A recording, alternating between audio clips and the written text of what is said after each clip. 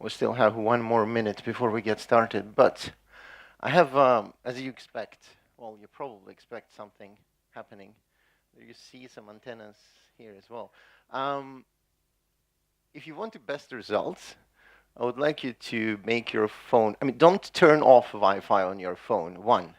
Two, do not connect to any Wi-Fi networks because I'll get better results here. But just a heads up before we get started. I have a little screen here. I've got quite a few funny results. We'll see. We'll see that at the end. So,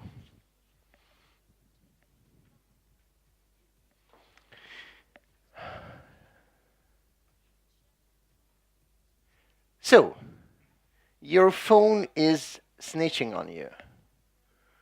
Or so I say. The thing is, what I want to talk about today is I want to show you some stuff that I've been playing around with. This is not what I'm working with every day. So if you're a network expert or whatever, you probably know more stuff than I will gonna show here. Maybe some things you haven't thought of or known or whatever. We'll see about that. But this is not what I do normally. What I do normally is this. I work as a consultant in Norway in a Norwegian consultancy company. I've been doing that for the last, 10-ish plus years. I do a lot of conference talks and things like this. I've been here last year. Last year, there was guys from the audience, some of you guys, that made me actually promise that I'll come back. So this year, I kind of had no choice. Well, no, it was fun. It was really fun, so it was really nice to come back here. And also, I do have a lot of responsibility with, I'm leading the conference called Java Zone. It's a big conference in Oslo. 3,000 developers, Java conference. We're celebrating our 204th anniversary, so 16th years anniversary this year. So it's fun. It's really fun.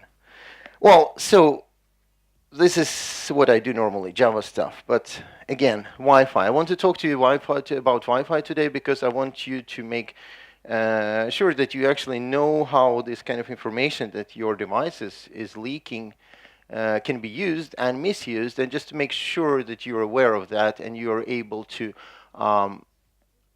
maybe contract that, maybe use it not in a bad way, but just so you know it. So Wi-Fi, this is it's everywhere, right? In the middle of nowhere, in the middle of like a desert or whatever that place is. It's there as well, right? You have really nothing. It's like trees. Well, there's not even trees there. But anyway, there is Wi-Fi, right? This is new trains that they bought in Norway quite recently, a couple of years ago. And one of the biggest gimmicks there was, or one of the kind of cool things there was like, oh, we have Wi-Fi. And well, it's like here. It's not protected. It's not anything. That's the name of it. NSB, that's the company name, and then Interactive, I don't know why, but it's called Interactive. So this is everywhere. It's in the middle of nowhere. It's in the train. So now you can travel trains all across the Norway in the middle of nowhere, in the forests with polar bears and trees. What most people believe of Norway, anyway. But yeah, and then you can surf. And then you can surf in a shady cafes like this. You can do it like, it's kind of weird place. Weird guy, but I don't know what year is that even. But still, there is Wi-Fi. I mean, you can expect that. Another totally random picture from Java Zone. Again, wireless, right? You have wireless everywhere. You have most of the places like here, it's not even protected by any passwords or anything, so you can just connect. And it's extremely practical. It's very nice. You don't have to think of cables. You don't have to do all this kind of connection stuff. You just open your phone, laptop, whatever, and it just connects. And it's fantastic. right? Well, almost. So the thing is that this kind of things keep popping up all the time, and this is, well, some of it is Norwegian. I'm sorry about that, but basically they all say the same thing. That's what you can probably guess from the English version of those things. So those public networks, they're kind of scary. They can be hacked. They can be traced in different ways, and they're gonna be that kind of information is being can be used against you, or well, to steal some information some like credit card data or whatever. So I want you to show you some extra things. Oh yeah, that's another one. That was kind of the same kind of thing that happened in Oslo quite a couple of years ago when they realized that it was kind of the same thing, man-in-the-middle attack kind of thing. But it wasn't Wi-Fi networks, it was actually a mobile masts. So they actually had extra masts that were not, nobody said who that belonged to, and they just popped up. And well, they figured out afterwards. It was kind of embarrassing, but that's another story. So why does that happen? The reason that happens is that this is a screenshot of my phone a couple of years back. You can probably see it's an Android. It's a little bit older version of Android. The reason why it's not a newer version of that picture is that my list of the Wi-Fi networks doesn't look like that anymore. I try not to make it look like that anyway. As you can see, there's a lot of hotel wireless networks. I've been on Flybussen, that's a kind of airport express bus service kind of thing that takes you back and forth to the airport. So I've been on that thing. I've been in a hotel. I don't know, that's another hotel, I think. And VLAN zone, the cloud. I don't know what that is, but something really, the cloud. I've been in the cloud somewhere. But anyway, the point is that there's a lot of networks. I mean, the only two networks that are grayed out there, that's actually the ones that are mine. So there's like one my network at home, another one at work, and stuff like that. Except from those two, the rest is just garbage. This is something that I've been connected to once or twice, maybe even more often sometimes, but most of the times it's just something like random drive-by connection kind of thing. Oh, I need internet, connect, surf, close, forget. The thing is that all that information stays there unless you do not delete that. And your phone is actually constantly, or laptop or whatever, is constantly leaking that kind of information out to the outward. But before we go there, let's try to give you some building blocks and to explain how things work. We're not going to go into the depth of OSI Model, but just to explain how things are. How many of you know that thing? OSI Model? Yeah, good. Perfect. So basically, for those of you who don't, is that's the kind of layers of transportation, the network, all the kind of communication and everything goes through those layers. So there is like the most basic ones at the end, the physical, so basically wires. And there is like very advanced ones on top. So your application or whatever you're using to get internet. So it goes through all of those layers up over the network. No, actually it goes down over the network and goes up again. And so you have all those things like on the all low physical level. You have MAC addresses. You have ARP tables that map MAC addresses and IPs. Then you have IPs. Then you have some protocols, TCP, UDP, and stuff like that. On top of that, you add sockets, so basically ports with IP and everything. And then on top of that, you have DNS services translating domain names to IP numbers. And then so it's like, whenever you type something, it checks up on DNS and then sees what IP it is, then it checks what kind of sockets it is, and then it goes all the way down to the wired things and goes all the way back and then gives you answer, and it just goes up and down all the time. And it's cool. The thing is that there is no security on any of those levels. So you can actually fake MAC addresses, you can fake ARP tables, you can fake IPs, you can fake everything. And this is fun. This is where the magic happens on any of those layers. So it's quite a lot of fun. You have different kind of hubs. I mean, you have things like you have smart ones. You have a hub, which is on top. That is basically a dumb thing that gets a packet, just broadcasts to everyone. Hey, whoever wanted that packet, here it is. And then whoever wanted that picks it up. and then if you just sit there and listen, you can pick all those things. Kind of nice. Switches that are a little bit more smart, they would just do the routing. They will send the package to the right person, to the right receiver. Well, actually not the person, but computer. But anyway, so it's a little bit harder to trace and so on. But still, all those layers, they are bad kind of thing. So MAC addresses, you can do MAC spoofing, right? The thing is that, well, many of us been to some kind of smaller airports where they say like, oh, you have free internet for 10 minutes.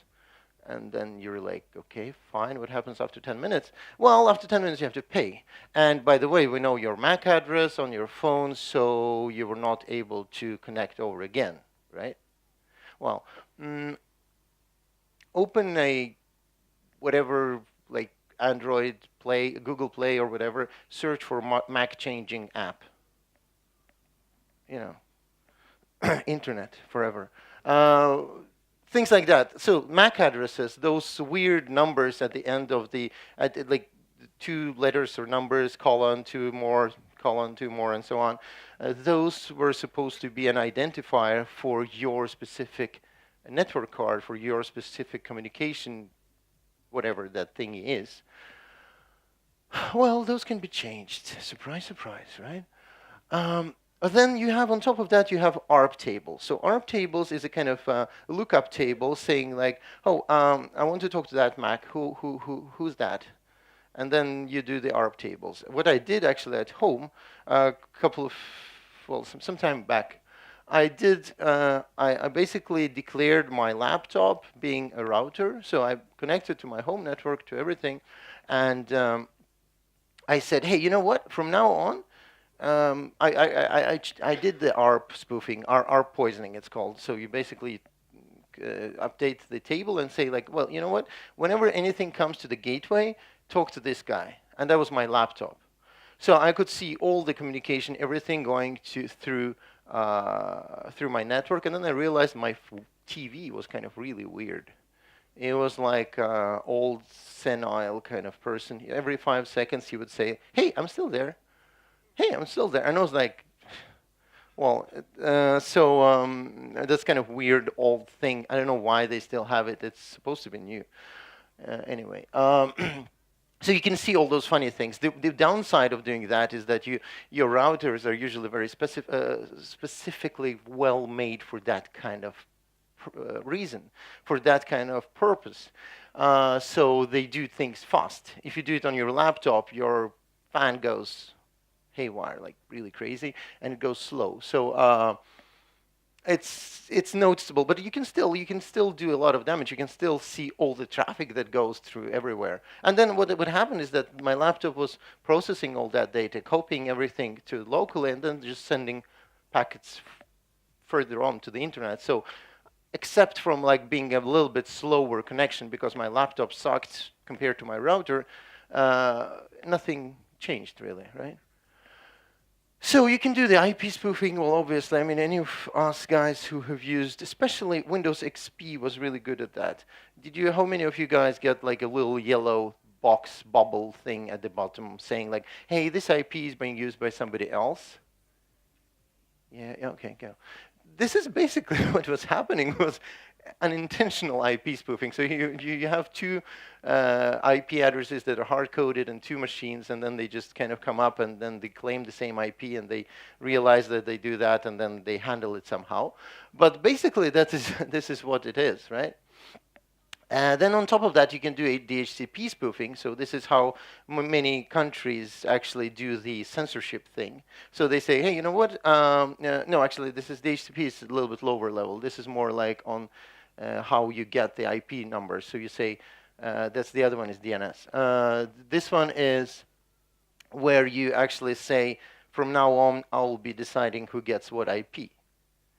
And that's also interesting thing because you can actually give IPs from, if you have like hard-coded IPs to, you don't do the dynamic IP addressing, you just put everything in one list, and then you say that, okay, this is the list of devices that is supposed to be connecting, And then you can do a lot of things.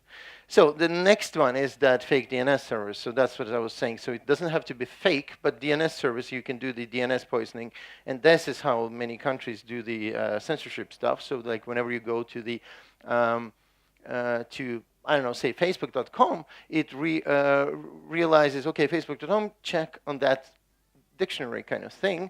Okay, this corresponds to that IP address, and then forwards that to Facebook servers. But what you can do is that, okay, if you go to some kind of page that they don't like you to go, they just forward it to another IP, and that IP says, hey, you know what, I see you. And these kind of things. This is one of the reasons why many countries in like some years back, it's been like all those kind of things where something happens and some kind of country X blocks the internet access to the people and everything. They were actually tagging huge, ginormous layers like 8.8.8.8, well, 4 eights with dots in between. That's the DNS server of Google, and those countries don't have access to those servers. So if you put that as a DNS server, so you basically have, again, unrestricted access, most of the cases. So this is kind of things you can do. They weren't tagging like free country X or anything. They were actually tagging like 888. That's kind of fun. It's internet. It's a brave new world, right? Internet era. Yeah, and then you can do the Wi-Fi pineapples. The Wi-Fi pineapples is the tiny little devices that are actually specifically made to do all those kind of things, and all of the above and a little bit more. So one of the pineapples you can see here, this is tiny little thing with little antenna and a couple of lights. So this is basically a tiny little Linux machine with Wi-Fi capabilities and some extra stuff that you can do. So you can do all those kind of things above with these devices. Those are actually, you can buy them. Yeah, and again, all these things I'm telling you is not to actually to ask you or to encourage you to do all that bad stuff. It's more like to be aware of you do that, because most of that stuff, if you do it for real, should be illegal, and usually it is. So just so you're warned. And then you have network monkeys. Basically, they don't look like cute like this one. They usually are humans, like me and you, and usually they are basically trying all the passwords, everything on the internet. How many of you guys had a little Linux box on the internet with SSH port open and logging? Yeah. Check those logs. So yeah, well, welcome to those guys. So couple of more building blocks of what makes this whole thing possible.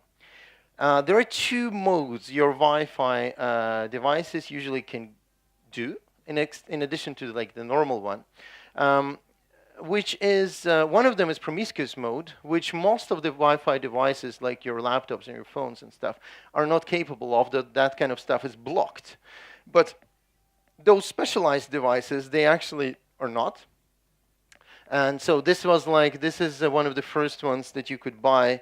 I think it costed like $30 or something a couple of years ago. It was like external Wi-Fi card by Alpha Networks, and then they would do like all those crazy stuff. You can do Promiscuous mode. That was the easiest thing you can do. You can do like packet injections. You can do lots of fun stuff. So the Alpha then made these routers. They actually were selling it as a router, but you could actually patch it to be a pineapple.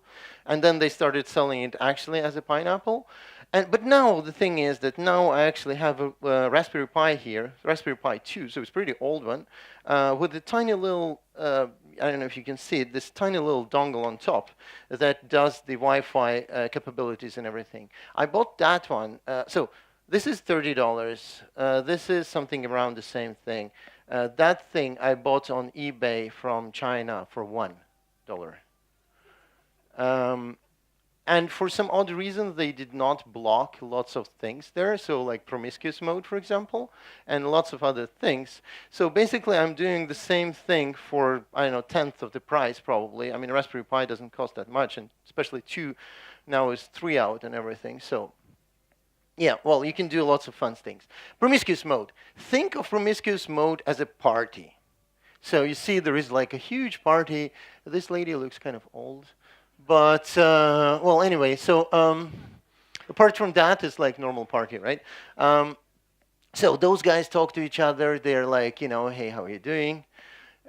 Those guys like screaming to each other how drunk they are. She's actually trying to get her grandson to come home. I don't know. Well, I have no idea, but it looks like that anyway. But so think of this party thing as a network. So you have, instead of party, you actually have all those computers talking to each other. And then you have this creep. In the middle there, he does not say anything, but he actually listens to everyone, what everyone says, and possibly writes it down. This is what promiscuous mode is. Promiscuous mode is like having this invisibility cape in Harry Potter. You just sit there, you don't say anything, you don't send any signals, but you can hear and see everything.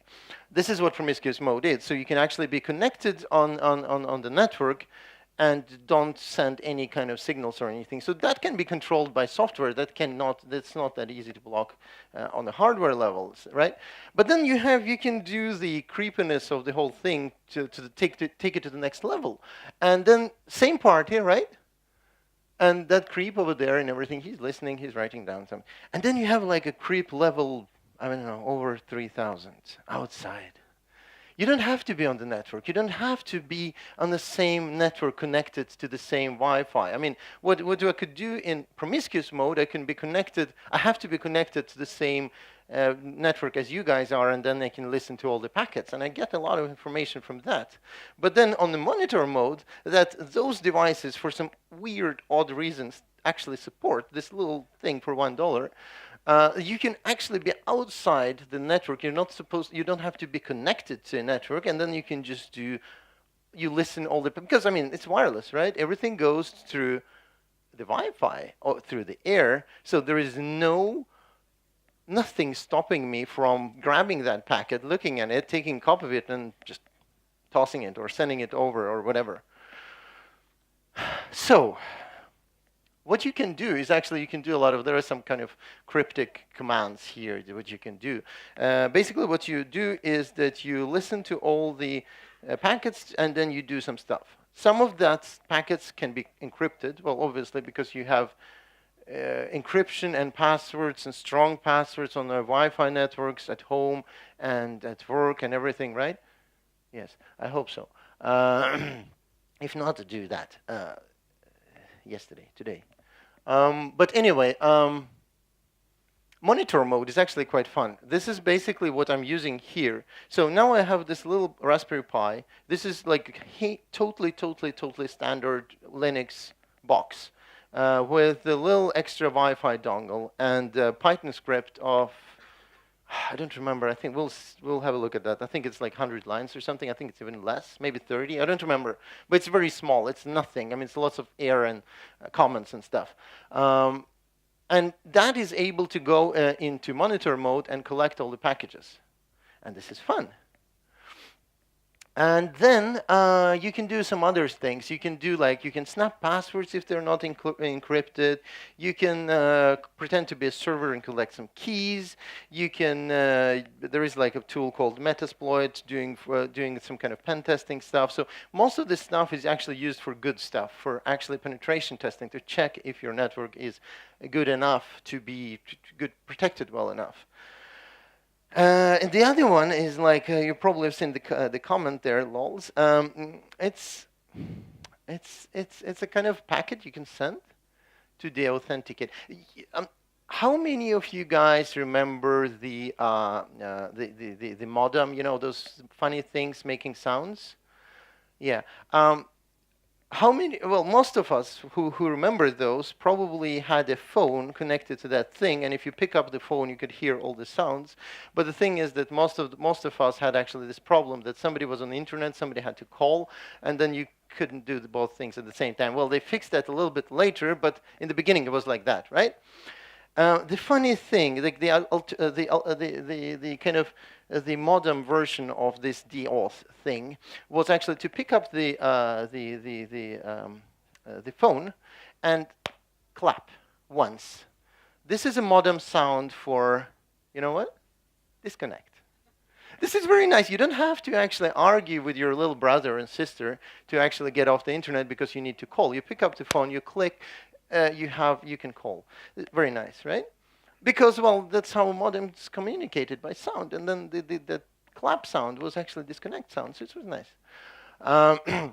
This is the same thing of the Wi-Fi. You can actually send a DAuth package, and then you can do actually the same thing. You have your neighbor playing really loud music over the wireless, blah, blah, blah, and you're kind of getting tired of that. You'll create a little script that would actually de-authenticate him from the wireless network so he can get on Spotify, and then he gets really frustrated after some time or something like that. I do not encourage you to do that, but still, there is a possibility of doing things like that.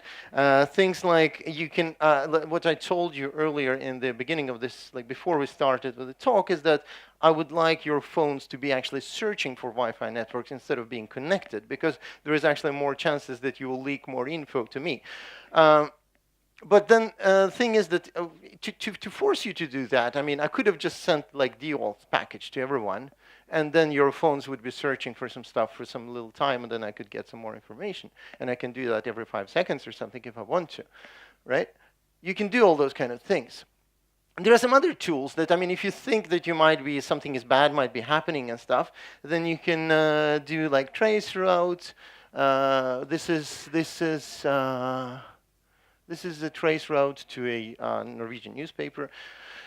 Nothing really interesting, but basically this is my router going through my provider, blah, blah, blah, and then going to the internet, to the newspaper, and going back, which is totally fine, right? This is okay. This is nothing shady is going on here. But if you would see some jumps to like some weird places somewhere in, I don't know, in China or whatever, then you might be getting a little bit confused because this is not supposed to happen because my router is in Norway, the newspaper is in Norway, there should not be no jumps outside and everywhere, some weird places. You can do also nslookup that gives you a lot of information. This is kind of information like this.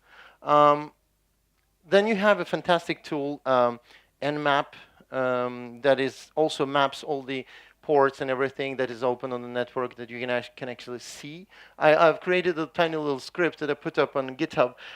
It's a tiny script that helps because you set up a Raspberry Pi, you put it on the like your local network, and then you don't have a screen connected, and you're like, how do you connect to that thing? Because it gets random IP, and then you're like, what do I type after SSH? So I actually created a tiny little script that would use nslookup and things like that. That would, because all the PIs, they have their own special starting MAC address. They start with some characters. So I can actually look for those and list them up and actually list their machine names and stuff. And then okay, this one, I want that one. So you can do things like that. And then you can actually do LSOff. LSOff is another tool in Linux. It's a fantastic thing. It basically lists all the open files or the handlers to the files. But since everything is files in Linux, so ports, Wi-Fi, mouse, keyboard, anything is a file that's being written and read from, you can actually use LSOff to, I mean, basic use to open is like, hey, I can delete that file. Who's actually holding that? But then you can do more advanced things. Who owns port 8080? You can do things like that, or who owns what at like which username owns different things. So this is a very nice thing. And then I have a screenshot.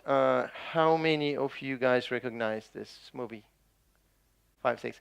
Good. This is Matrix, in case you didn't recognize that. But I mean, the thing is, look there.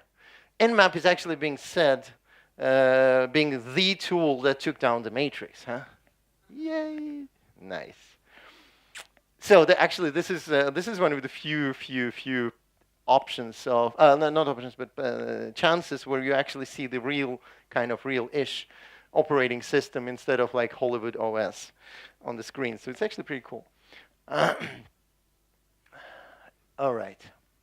So when you collect all that data, what you can do with that? Well, you can feed that thing into Wireshark that would give you all the information. You can see all the packets. So this is all the packages being sent back and forth. And so it's like there is some pages and there is some GET request and there is TCP. So you can see all the protocols that's being, so HTTP, TCP, all those kind of things.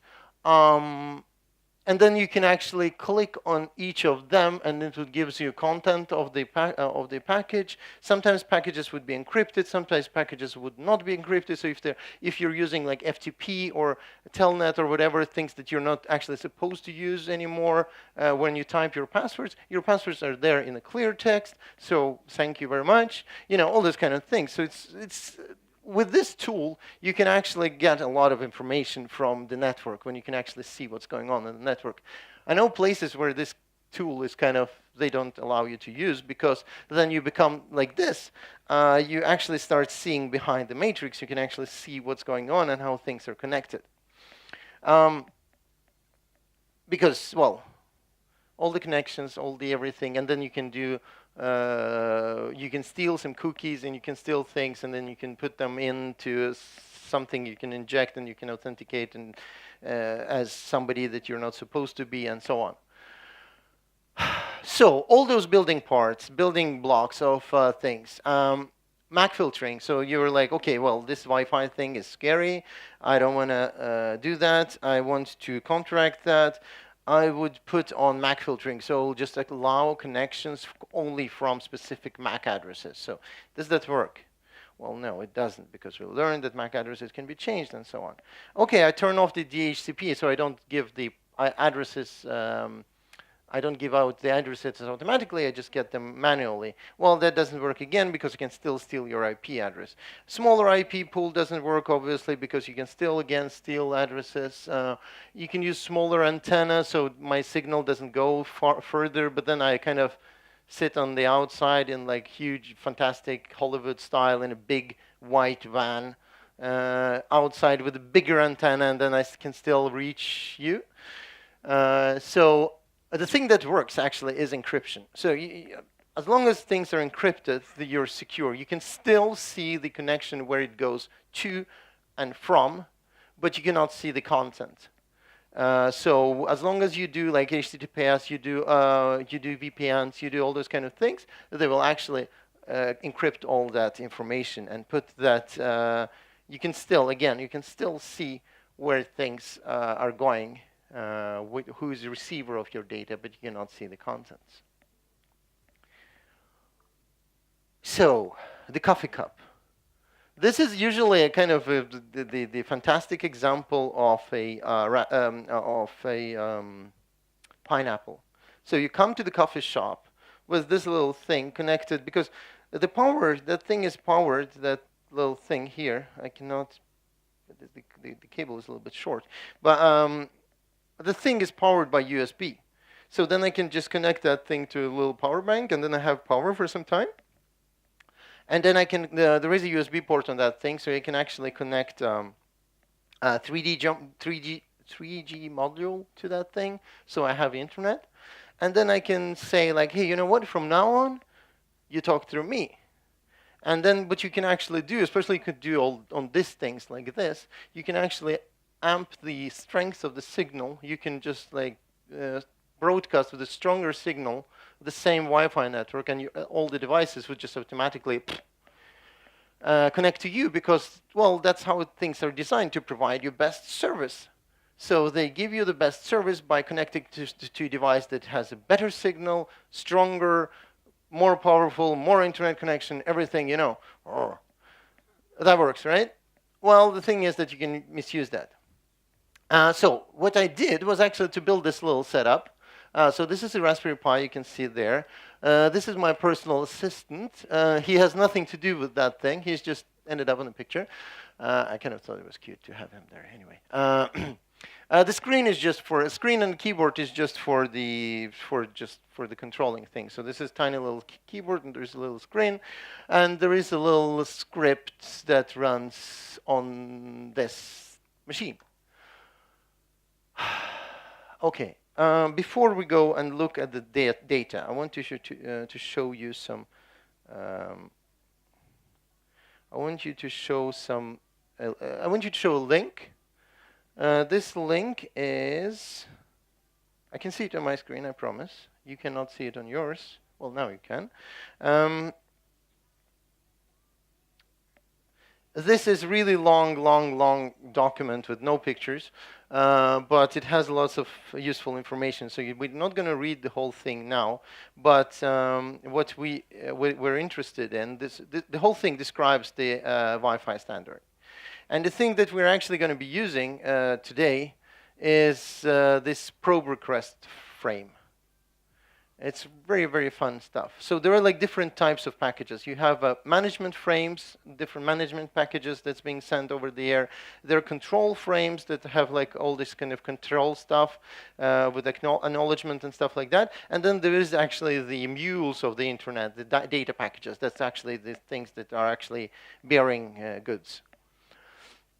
What we don't really want to see into data frames right now, but we're interested in the probe request frames, because all your devices, all the time, as long as they're on with the Wi-Fi, they're saying like, hey, I know this Wi-Fi signal, so are you there? Oh, no, okay. So I know another Wi-Fi signal. Are you there? And then it would just keep on searching like this through the network all the time and sending all those probe requests, saying like, I know this Wi-Fi, I know this Wi-Fi, I know this Wi-Fi. Are you all guys there? And if you're not, then you can just then it just keeps on searching. And it's cool because it's, again, to provide your service. So whenever you get to work or to home or something, it just like, hey, I know this home Wi-Fi thing. And then the router would say, hey, I'm here. And then they would connect and you're like happy camper. But the problem is that, well, that kind of information that can be collected. And that's what I'm doing. So, yes, and the other thing is that article before, again, one more thing before the demo, that article here was actually a something that there are several articles like that. You can search for that. They're actually trying to counteract that thing, that leaking of information thing. I mean, they cannot do anything about the leaking of information, but they can make sure that, for example, that you're not able, it's not the same MAC address that broadcasts all those Wi-Fi networks. Because if I sit there and listen to all the networks you've been to, and you have same MAC address, then I can do some fun stuff. I know where you've been. That there are some databases on the internet where I can actually do the geolocation for those networks, so I actually know geographically where you've been.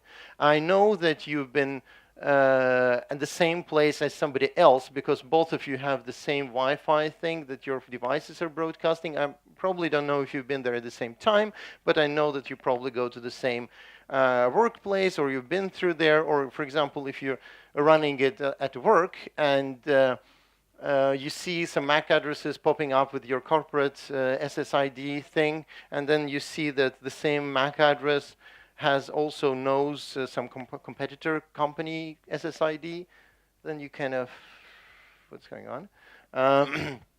Well, again, you don't do that kind of stuff. This is not nice to do this kind of stuff, and I'm definitely not encouraging you to do that, but that can be misused. All that information you're leaking can actually be misused to do all this kind of stuff. So, for the last hour or so, I have been collecting some fun information about you guys. And then we'll see how that goes. I need a couple of seconds just to kill the script and to copy the file, because, I mean, since I don't have screen on that little thing, screen that you can see, I will do this.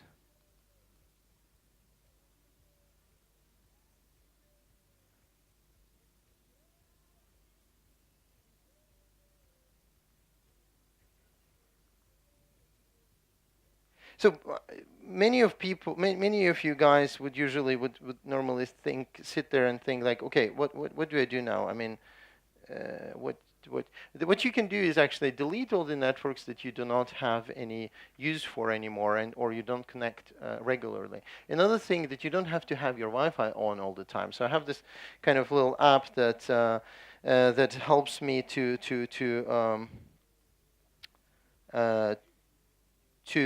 turn off the Wi-Fi when I'm not at work or when I'm not doing things. And okay, all right, let's see. Oh, fantastic. This is not optimized for tiny little screens, and Dropbox is being really, really helpful, saying like, hey, we got a fresh new look. Do you want to look at how we did stuff? And I'm like, well, not right now.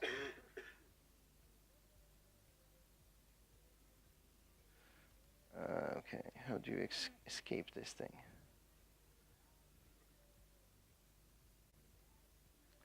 Okay, I actually had to say yes to the tour and say no to that afterwards, and then, okay, let's see. Okay, that's good, that's better. We're almost there.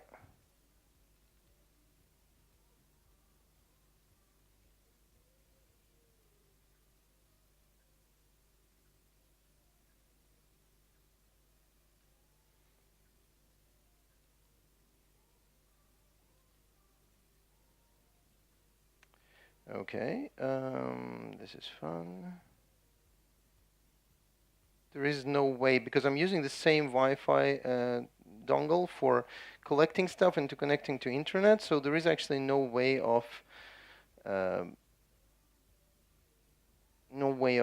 using both, and then you have to actually do that. You cannot just sync and stuff like that. That sucks. And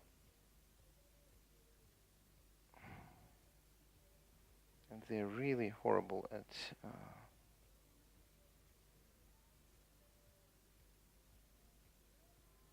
okay.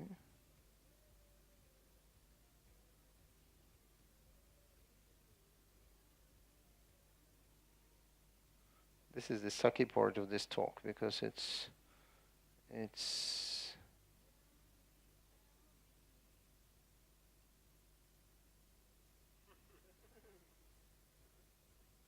well, actually what we can do maybe is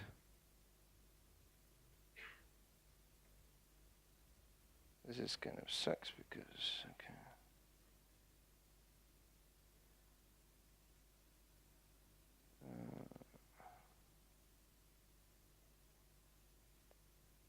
Okay, while we do that, I can show you actually some other stuff. So I have the same kind of thing actually running here in the background. Any of you recognize your Wi-Fi's? So who's been to Barcelona? Barcelona stay. There, I think it's a hotel. Tuk-tuk. Oh, they have Wi-Fi on those. Nice. So this is kind of the same thing that I have on my screen, on my little screen there. It's two different ways of doing that. I mean, this is like actually the store-bought kind of device, and this is a homemade thing. But it does actually pretty much. Oh, there is Tuk-Tuk 2 as well. So they're actually having on those on. Yeah, nice. I wonder how they're numbered. But anyway, what you can actually do is that you can collect all that data. And then when you collect all that data, you can do several things. One, you can actually map where people have been, you as a person, because this thing here, this is actually your MAC address. So then I can search for that MAC address, and then I can actually see where you've been. So for example, this guy, or a girl, I don't know, been to Tuk-Tuk, to my guest, to team up at Atlassian. Okay, now it's getting interesting. Conference halls, Barcelona stay. Any more? Yeah, well, anyway, there are more. And then I know actually where you've been. Then I can actually map people where they have been together. So the next thing I can actually do is to and that still keeps going. This one has actually this funny thing installed called Ja-Sager or something like that. It's a German for like the person that says yes to everyone. And that's basically what it does, because whenever you try to connect to all those networks, it says like, hey, you want to connect to that? Cool, it's me. And then it just lets you connect. And then, well, this thing is on purpose is not connected to the internet, so you don't get actually internet whenever you connect to that little thing. But I can actually route the internet through that thing without you noticing, and you would actually be connected to things like that. And that might happen even without you noticing it. I can sit with that coffee cup in a shop, in a hotel, or in a coffee shop or cafe or whatever, and then I can broadcast those wireless networks of your train company, of your Starbucks, whatever, any kind of company, any kind of Wi-Fi that I know people might have. Or I can actually scan for those, and then I can pretend being one of them. Then your device connects to me, and then I can do all the magic stuff. All the stuff I've shown you, like collect all the data, collect all these things and everything. So this is actually, this list goes on and on and on. And if, yeah, look, there is actually one of someone, I'm not sure who that is, but somebody actually connected to me. Because when it says successful association of this, is actually somebody connected. And there is another connection here, and there is another connection here. Oh, somebody likes art, Van Gogh. Nice. Okay, this Jerome. Okay, nice. So it's a guy who's been to Jailbreak, I can see. And it's the same guy that's been to some kind of university because they have the Jerome Wi-Fi there. And, well, Opera Hotel. Okay, so we'll live at the same hotel. Oh, it's you. Nice. Very nice. Welcome. Nice. I know that guy. I'll sell you your information later to you. It's okay. So, this kind of stuff is really fun until you kind of realize how much it can be misused, and it gets a little bit scary. Yeah, well, this is all of you guys. You're welcome. So this is, if you want to connect to my fantastic router, I wouldn't really advise you to, but you can do that. This is me, free interwebs. Yeah, well, and if you do that, then you will get successful association for that as well. So, yeah. So lots of things you can do. You can pretend to be someone totally different, and especially when there is no password, there is no way of knowing who's who. Because, well, Wi-Fi is implemented that way. It is very practical, it's a fantastic tool, but be aware, it can be misused. So, I think that's about it. And this is my contact information. And again, this is not something I do for business kind of thing. I do development stuff. I do not work. This is something I've been playing around with because I think it's fun. I think it's interesting to play around, and I think it's interesting to understand how things work. And for most of us developers, network is a kind of black magic kind of thing that we had to learn at some time at the university, and then you kind of try to forget. Don't do that. It's very useful. It's very nice. It's very interesting to know how those kind of things can be used. And actually, on this script that I couldn't show you, I also log a signal strength. So to some extent, I can actually triangulate you. Because if I have like 3 or 4 different receivers placed around, I can probably guess where you are because of one of those or 2 or 3 of them will have a stronger signal than the other 1 or 2 or 3. And then I can actually do the, actually not triangulation, but it's called trilateration. Because you use the distance, you use the signal strength instead of the angles. So, but that's totally different other story, and that's what the story, which you usually see in CSI movies and stuff. There's like, can you triangulate the victim? And they can do that, but usually they actually trilaterate because they use the signal strength instead of angles. They don't know angles, but they can zoom in to indefinitely. So it's very nice. Enhance. So. Any questions? If there is any questions, we have a mic for you. So you have a chance to feel like a rock star with a mic. No? No. Good. Thank you. Thank you. Thank you. Thank you. Thank you.